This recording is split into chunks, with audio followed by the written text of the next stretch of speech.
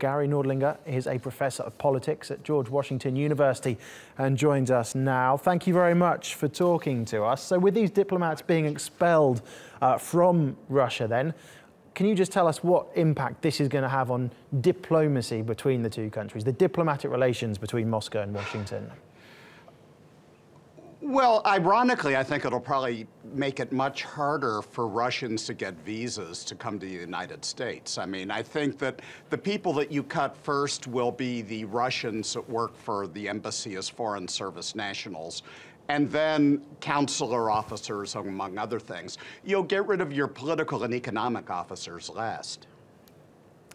We've just heard from Donald Trump saying that it is good for the economy. It seems like the administration is perhaps trying to backpedal on those comments. Now, what did you make of his words? Did you think they were sarcastic at the time?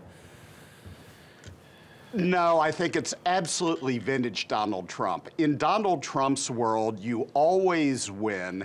Everything is great, and when it's not, it's because there's a conspiracy and a witch hunt against you. So it was Donald Trump's way of saying, yeah, isn't this great what they're doing? This way we get to save all this money. And remember, the Trump administration has proposed cutting the State Department's budget by 33%. So it's kind of, in line with that message. And is there any truth in that suggestion that it's good for the economy, it's good for the US? Oh, it's only good for the economy in the sense that it's less federal spending on diplomacy, which frees up money for his tax cuts. Personally, I'm all for money for diplomacy myself. Obviously, there's these allegations circling around Donald Trump and his administration, their alleged ties to Russia. His statement, sarcastic or not, isn't going to help shake those allegations, is it, in any way?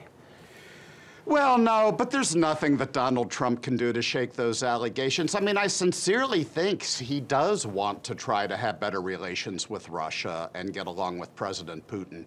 But, he's just really trapped, because if he reaches out to Putin, then, his critics will sit there and say, see, the fix has been in all along.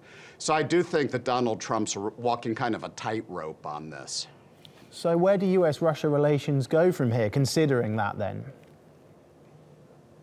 Well, I think the sooner the Congress and the Justice Department gets his investigations over with, assuming Donald Trump is exonerated of any ties, then Trump can get along with his Russia policy without fear of the politics here.